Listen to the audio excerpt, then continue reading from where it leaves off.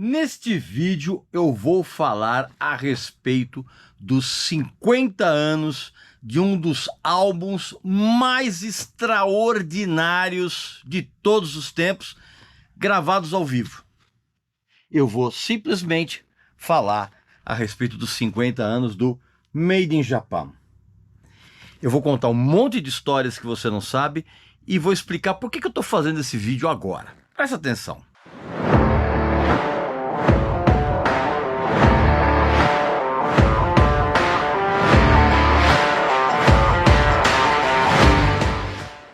O mais sensacional festival de rock da Alemanha vem a São Paulo agora em 2023 para ficar.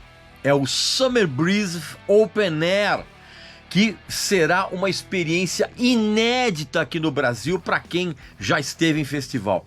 Porque além de trazer uma grande variedade de shows de bandas das mais diferentes vertentes do rock, toda a infraestrutura do festival europeu vai ser importada aqui para o Brasil e a expertise, todo o conceito de 25 anos desse festival europeu virá aqui para o Brasil. E vai ser um negócio completamente diferente de tudo que você já viu. Dá uma olhada nesse filme. Summer Breeze Brasil, dias 29 e 30 de abril, no Memorial da América Latina. Garanta já seu ingresso em ticket360.com.br. Blind Guardian, Avantasia, Sepultura, The Winer Dogs, Stratovarius, Accept, Bury Tomorrow, Here, Crisium, Project 46. Homenagem ao maestro André Matos. Palestra com Bruce Dickinson. Saiba mais em summerbreezebrasil.com. Summer Breeze! Então, assim como ocorre tradicionalmente nos festivais europeus, o público aqui no Brasil vai poder aproveitar uma atmosfera única que vai muito além dos shows em si e vai proporcionar uma experiência inesquecível. Não vai ter espaço para monotonia, porque vai ter muita coisa interessante acontecendo ao mesmo tempo, o tempo todo. A banda que você quer assistir vai tocar mais tarde, então você pode visitar feiras geek e de cultura, com tatuagens, você pode experimentar culinárias diferentes, inclusive a tradicional culinária alemã, tudo ao seu dispor. Sem contar a área de descanso, vai ter um monte de merchandising super variado, tanto do festival quanto das bandas. Vai ter sessões de autógrafos com algumas bandas, então vai ter um monte de coisa para você fazer, cara. Eu aposto que você vai sair desse festival já com vontade de ir na edição de 2024. Se você quer saber mais detalhes, basta que você clique aqui embaixo nesse link e você vai se inteirar de tudo, tá bom? Fica aqui a minha dica, imprescindível. Meu amigo e minha amiga, neste vídeo aqui eu vou abordar algumas histórias que você não sabe e vou explicar por que é que eu quero falar neste exato momento dos 50 anos de um dos álbuns gravados ao vivo mais espetaculares de todos os tempos, que é exatamente o Made in Japan do Deep Purple. Primeiro eu quero contextualizar você do porquê que eu estou falando desse disco agora, 50 anos dele, mas eu estou falando agora em 2023 e não em dezembro de 2022, que foi os 50 anos oficiais do lançamento dele na Inglaterra. Eu estou falando desse disco agora, dos 50 anos dele em 2023, porque foi exatamente em 1973, no comecinho de 1973, que esse disco foi lançado aqui no Brasil e nos Estados Unidos também. Então, por isso que neste exato momento eu estou falando a respeito dos 50 anos, porque é o lançamento aqui no Brasil e também lá nos Estados Unidos. E eu poderia, na verdade, dizer, eu vou tentar resumir para vocês o porquê que esse disco ele é tão importante para mim, que para você ter uma ideia, eu vou dizer logo de cara, eu tenho a edição inglesa original do disco, tá? Aqui, ó. Aqui, ó. Edição original, tá ok? Tenho a edição nacional original de 73, que eu comprei exatamente em 1973, quando eu tinha 13 anos de idade. Eu já vou falar um pouco a respeito disso. E tenho também essa edição em CD, que é dupla, que tem o álbum inteiro e tem mais um segundo disco que tem as músicas que ficaram de fora daqueles shows no Japão, que é Black Knight, Speed King e Lucille. Calma, eu já vou contextualizar tudo para vocês. E eu quero fazer isso porque eu ainda tenho na minha memória as imagens muito vivas de um determinado dia, comecinho de 1973, quando eu, voltando para a escola, eu passei numa loja de discos que ficava ali na Vila Mariana, perto da escola. E eu entrei ali na loja para saber as novidades, que era assim que a gente sabia das coisas naquela época, não tinha internet. Você sabia das novidades quando você ia na loja para ver o que tinha sido lançado. E foi então que eu me deparei com esse disco aqui. Exatamente esse. A edição nacional que tinha acabado de sair do Made in Japan do Deep Purple. E é exatamente essa edição que eu tenho desde os meus 13 anos de idade. Essa aqui. Como eu já conhecia a banda, porque eu já tinha ouvido, eu vou até mostrar aqui para vocês, eu já tinha ouvido os discos anteriores da banda. Eu já tinha ouvido o In Rock, que eu tenho aqui essa edição alemã da época também, sensacional. Eu já tinha ouvido o Fireball, tá? Essa aqui é uma edição nacional, que eu também tenho desde aqueles tempos. É isso mesmo? É edição nacional? É, edição nacional, que eu tenho desde aquela época, ó. Estilo da Harvest amarelo. Desde aqueles tempos. E eu já tinha, evidentemente, o Machine Head, tá? Que essa aqui é uma edição, inclusive, inglesa, original da época, o que, inclusive, eu vou até mostrar aqui para vocês, ó. Ó, vem com o livreto, com as letras, tá? Enfim, eu já conhecia os discos da banda. E quando eu vi que tinha saído um disco ao vivo do Deep Purple, cara, eu não quis nem ouvir. Eu fui para minha casa voando. Peguei umas moedinhas e umas notas que eu tinha, umas notas bem amassadas que eu tinha ali no fundo da gaveta. Voltei correndo para a loja e comprei exatamente esse exemplar nacional do Made in Japan. Eu não quis nem ouvir na loja. Eu falei, não, cara, eu vou voltar correndo para casa que eu vou ouvir em casa. E aí, quando eu ouvi esse disco, meu amigo e minha amiga, essas sensações e essas imagens ainda continuam muito vivas na minha memória e na minha alma. Quando eu coloquei para tocar, eu fui levado por intermédio dos 4 lados do LP duplo, cara. Eu fui levado imediatamente pro Japão, pro show da banda. Era como se eu estivesse ali, cara. E é uma sensação que para mim ela é quase indescritível até hoje, cara. E não é por acaso exatamente que eu tenho todas essas edições aqui, né?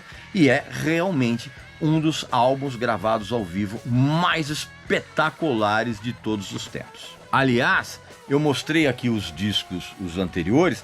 Eu gosto tanto que eu tenho tanto os LPs quanto tenho essas edições também que são maravilhosas, cara. Cheio de bônus aqui, tanto do In Rock, quanto do Fireball, quanto do próprio Machine Head, né? E tenho também... Bom, já vou mostrar daqui para vocês umas outras coisas aqui, mas relaxa, calma. Aliás, mostrar um monte de coisas da minha coleção é o que eu também faço no Clube de Membros VIP. Um local repleto de vídeos inéditos, exclusivos, que só os sócios têm acesso. Tem acesso também a séries inéditas, tem aposto que você não sabe exclusivo.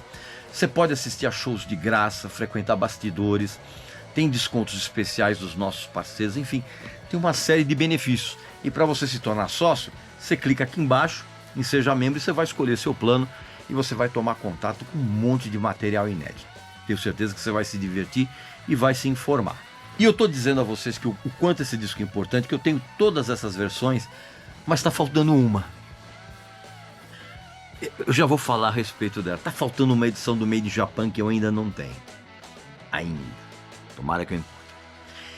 Então, ao longo das décadas, eu tomei contato com várias histórias a respeito desse disco e eu quero dividir essas histórias com vocês, quero contar um pouco a respeito dessas histórias que eu tenho quase certeza que você não sabe. Primeiro, é muito importante que você saiba que esse disco foi um imenso sucesso na época. O disco vendeu muito, tanto que continua vendendo até hoje. E ele é o registro da primeira turnê que o Deep Purple fez pelo Japão, né? Um país onde eles eram bem populares, assim. Os discos que eu mostrei aqui, os discos de estúdio anteriores que eu mostrei, tinham vendido muito bem. Só que o que você não sabe, meu amigo e minha amiga, é que esse disco aqui, ele quase não existiu. Exatamente. Por quê, cara? Porque ele foi gravado absolutamente contra a vontade da banda. Eu sei que é incrível isso, cara, mas assim, o que acontece, a banda não queria gravar disco ao vivo. Na verdade, foi feita essa turnê pro Japão, né? Ela foi agendada. A gravadora japonesa do Deep Purple fez uma pressão para que esses shows fossem gravados e fossem lançados no mercado japonês. E a gravadora fez muita pressão, tá? Para que isso acontecesse. E a própria matriz inglesa da gravadora também fez uma pressão para que eles realmente gravassem um disco nessa turnê japonesa. Para você ter uma ideia de como eles eram populares, cara, assim que anunciaram essa turnê, que eram 3 datas no Japão, assim que os ingressos foram colocados à venda, cara, deu sold out, os 3 shows. Os ingressos praticamente evaporaram, venderam muito rapidamente. E a banda só aceitou gravar lá no Japão. Por quê, cara? Porque eles receberam, além da pressão muito grande por parte das gravadoras, eles se sentiram tão pressionados, cara, que eles exigiram que eles teriam um controle total sobre essas gravações, teriam um controle total sobre os detalhes da produção para a gravação desses discos e levariam também o produtor deles, o Martin Birch, que seria o engenheiro de som de todas essas gravações, de todos os shows que a banda fez lá no Japão. Porque desde o início, os caras da banda, eles não acreditavam que eles poderiam levar a qualidade do show que eles apresentavam, que era muito grande, eles não conseguiriam transportar isso para os sulcos de um LP. Eles não acreditavam nisso. E, aliás, era justamente essa relutância em gravar discos ao vivo, cara,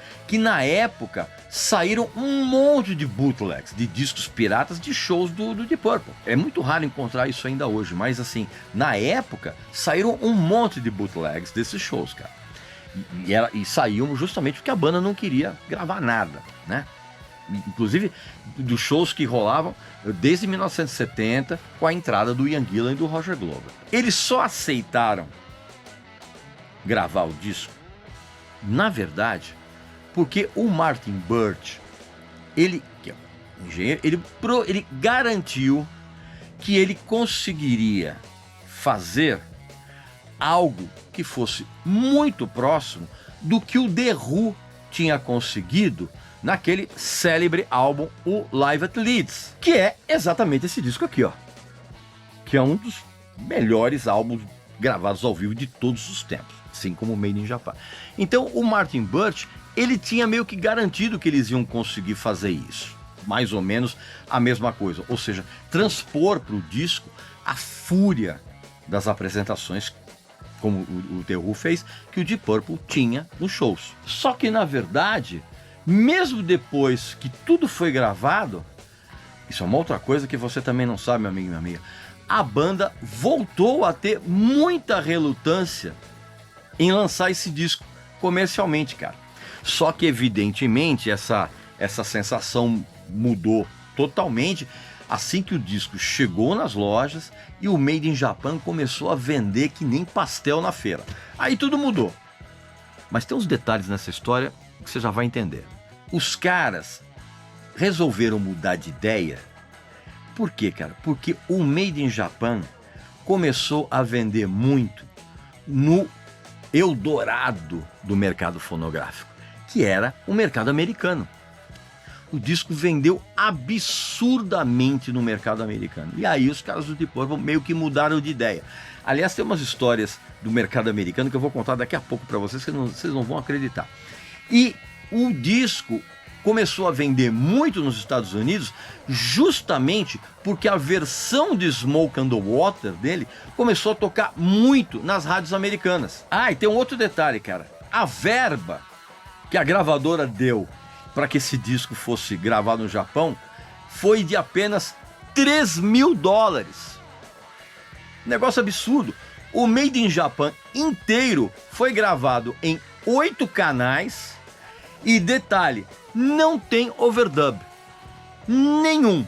Nada foi refeito em estúdio. O que você ouve no disco é o que foi tocado no show. E isso tudo, esse resultado, e aí que vem o grande lance que você também não sabe, meu amigo e minha amiga, esse resultado todo, ele saiu sensacional como ele foi, quase que por um milagre. Por quê, cara? Porque assim que a banda e o produtor, o Martin Birch, eles chegaram no Japão, uma semana antes de começar essa mini turnê de 3 shows, cara, eles ficaram completamente decepcionados, porque nada da lista de equipamentos que eles tinham mandado para que a produção lá no Japão providenciasse para a gravação do disco, quase nada foi conseguido, cara. Os equipamentos não eram tão bons quanto estavam na lista que eles tinham pedido. Principalmente os gravadores, cara. Na hora que o Martin Birch viu os tipos de gravadores que eles tinham escolhido lá para eles, ele falou, putz, não vai dar para fazer isso. E aí o que aconteceu? A banda desencanou de gravar o disco. Os caras e o produtor ficaram tão broxados com o que aconteceu que eles desencanaram. Eles falaram assim, ó, quer saber, cara? Esquece esse papo de fazer disco. A gente vai tocar o melhor que a gente puder para os fãs japoneses e a gente vai fazer um show arrasador para eles. E desencanaram.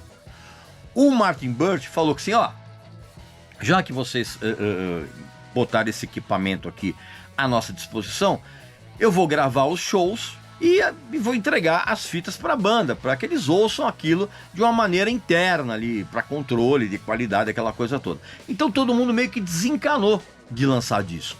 E o curioso é que o Jon Lord, em algumas entrevistas, alguns anos depois, cara, ele disse que foi exatamente o fato de ter rolado essa despreocupação em tocar para a gravação de um disco, que as músicas saíram tão boas, cara. Saíram com tantas improvisações, que correu tudo bem, cara, porque os caras tinham desencanado de fazer o disco. Então não havia aquela tensão de, vamos tocar porque isso vai ser registrado. Não, vamos fazer o nosso show de sempre, vamos brincar, vamos fazer muita improvisação. E foi o que acabou rolando. Para você ter uma ideia, o Roger Glover, até hoje, ele disse que um dos momentos mais altos da carreira dele, cara, foi ele estar fazendo o show em Tóquio e ele veio ouvir a plateia inteira, assim, 13, 14 mil pessoas cantando a letra de Child in Time. Ele falou que foi um negócio absurdo, assim, foi um dos ápices da carreira dele. E não é para menos. Inclusive tem um fato curioso, meu amigo e minha amiga, pouca gente sabe. Os caras do Deep Purple, até hoje, eles lembram do sarro que eles tiraram da cara do Rich Blackmore no show de Tóquio. Quando no final ali de Space Trucking, o Rich Blackmore, ele quebrou a guitarra dele e jogou para a plateia. Só que entre o palco e a plateia tinha uma fileira de seguranças. E aí quando ele jogou os destroços da guitarra que ele tinha quebrado, vários seguranças entraram dentro da plateia para resgatar os pedaços de guitarra para devolver pro Rich Blackmore. Cara, o Rich Blackmore ficou muito pé da vida, cara. E os caras da banda, vendo o Rich Blackmore muito bravo, os caras morreram de rir. Que já mostra que o ambiente entre eles já não estava muito legal, né? E é curioso, cara, que mesmo com tudo isso acontecendo, o show, a gravação do show de Tóquio não ficou tão legal quanto as dos outros 2 shows em Osaka. Tanto que, inclusive, no Made in Japan, desse show de Tóquio, só tem a The Mule, que tem aquele solo espetacular do Ian Pace, e a Lazy. O resto são dos shows de Osaka, os 2 shows anteriores. E aí depois, quando eles terminaram essa mini turnê e eles voltaram do Japão, que eles ouviram as fitas, eles ficaram absolutamente surpresos o quanto essas fitas estavam boas, cara, em termos de execução, em termos de performance da banda, cara. Só que mesmo assim, eles não deram a mínima. Eles até acharam que o segundo show de Osaka foi o que teve assim a melhor performance, a melhor gravação, tanto que é o que tem na maioria do álbum, cara. Mas os caras não tiveram nem aí. E pra você ter uma ideia, cara, do primeiro show que aconteceu em Osaka, dessa mini turnê, só saiu a Smoke on the Water. E por que foi escolhida? Porque foi a única vez dentro desses 3 shows que o Rich Blackmore tocou a introdução de Smoke on the Water mais próxima daquilo que ele tinha gravado no Machine Head. Porque ele costumava improvisar muito e tocava de outro jeito. E essa versão foi escolhida exatamente porque ela é muito próxima do que ele fez no Made in Japan, e foi exatamente essa versão ao vivo que foi lançada em compacto lá nos Estados Unidos, que vendeu horrores. Agora, não em termos de gravação, mas o melhor show para eles foi o show de Tóquio. Foi inclusive naquele lendário ginásio, que é o Budokan, que é um templo da música no Japão até hoje, cara. E mesmo assim, mesmo com tudo isso, cara, a banda não deu a menor importância para essas gravações. Eles já tinham meio que desencanado mesmo de fosse lançar o disco, tanto que inclusive quando eles souberam que a gravadora iria lançar mesmo o álbum, eles exigiram, olha bem, eles exigiram que o disco fosse realmente só lançado no Japão e que os direitos das gravações que estavam ali nas fitas ficasse de posse da banda. Cara, a gravadora do Deep Purple recebeu essa exigência e deu risada, né? Tanto que, inclusive, o disco foi lançado no mundo inteiro, inclusive no Brasil, como você já sabe. Só para você ter uma ideia do descaso da banda, na hora que eles escolheram as músicas que iriam entrar no disco e foram fazer a mixagem, só o Roger Glover e o Ian Pace participaram dessas mixagens. Para você ter uma ideia, tanto o Jon Lord quanto o Ian Gillan, o Jon Lord não, mas o Ian Gillan e o Rich Blackmore, eles não ouviram o disco antes de ir para a loja. Eles só ouviram depois. Tamanho era o desinteresse que eles tinham por isso. Ah, e tem um detalhe, o disco duplo foi lançado na Inglaterra com o preço de disco simples, justamente para que pudesse vender mais. E vendeu. Eu não sei se você sabe, mas o design dessa capa aqui, ó, essa aqui é a edição importada inglesa original. O design dessa capa aqui, cara, foi feito, sabe por quê? Pelo próprio Roger Glover. Ele que montou essa capa aqui. E tem um outro detalhe. O lançamento desse álbum aqui, ele inicialmente seria postergado nos Estados Unidos. Ou seja, nos Estados Unidos esse disco sairia depois do restante do mundo. Por quê, cara?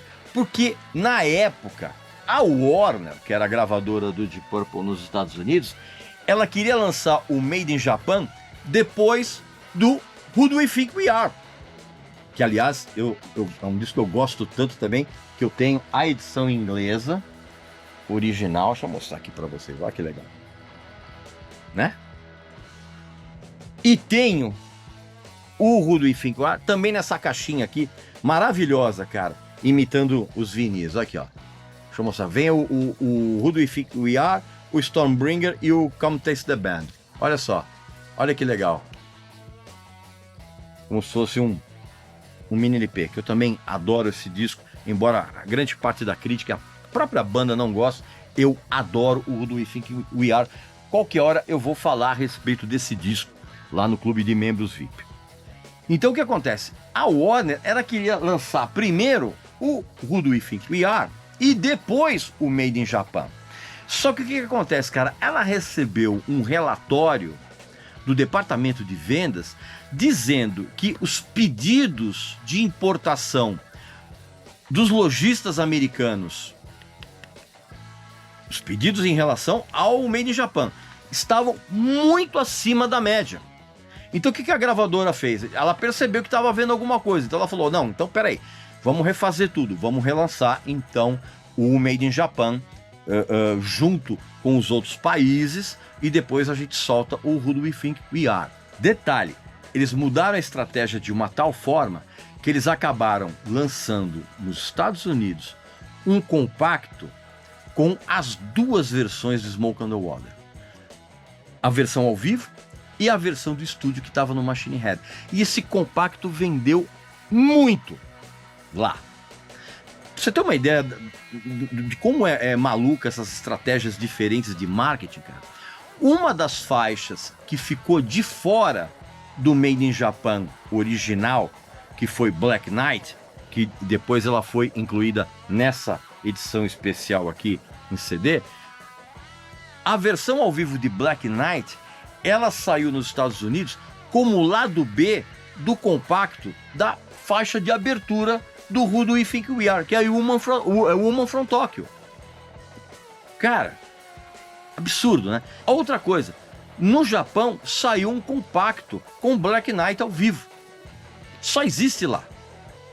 Agora, meu amigo e minha amiga, você lembra no começo do vídeo quando eu falei pra você que falta... Eu tenho as três edições diferentes do Made in Japan, mas que tá faltando uma? Pois é, a que está faltando é exatamente a edição japonesa do Made in Japan, que não chama Made in Japan, chama Live in Japan. E essa edição original japonesa, ela tem uma capa completamente diferente, ela tem um encarte com várias fotos, não do show do Japão, mas no show do Rainbow Theatre de Londres.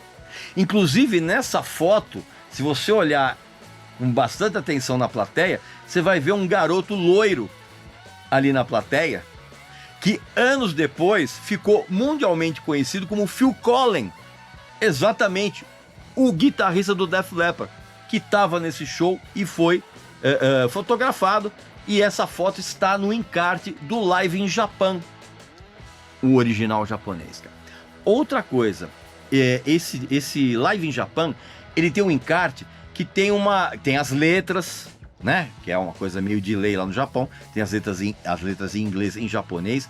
E tem uma informação errada, porque fala que o Live in Japan no encarte, tudo que você ouve ali foi do show de Tóquio, e na verdade não foi, tá? O Live in Japan, ele tem exatamente as mesmas gravações do Made in Japan que a gente conhece. Inclusive, vem um envelope também com mensagens individuais de cada integrante do Deep Purple para os fãs japoneses, cara.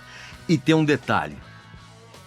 As primeiras prensagens do Live in Japan vinham também, cara, com um filme. Um filme de rolo em negativo, cara, com várias fotos que você poderia mandar revelar e depois desenhar em cima, fazer o que você quisesse. Então, essa edição eu ainda estou atrás dela. Uma hora eu vou encontrar. E aí eu vou ficar com 4 versões diferentes do Made in Japan. Sim, eu sei que é loucura, mas você já sabe disso, né? Que eu sou meio maluco. Enfim, meu amigo e minha amiga, essas eram algumas histórias que eu queria contar a respeito desse disco absolutamente espetacular e que completa 50 anos do seu lançamento aqui no Brasil, no começo, aqui em 2023, cara. Ao contrário do lançamento original, que foi em dezembro de 72 lá na Inglaterra. tá bom? Umas histórias que eu queria contar para vocês e também falar das minhas sensações que eu ainda tenho quando eu ouço esses discos maravilhosos. Aqui nos comentários, coloca para mim qual foi a sensação que você teve quando você ouviu o Made in Japan pela primeira vez. O que é que você sentiu? Tá bom? E não esqueça também de fazer a sua inscrição aqui no canal, claro, e aqui embaixo clicar em Seja Membro para que você se torne sócio do nosso exclusivíssimo Clube de Membros VIP, tá bom? Então um abraço, saúde para você, para sua família e seus amigos e até a próxima.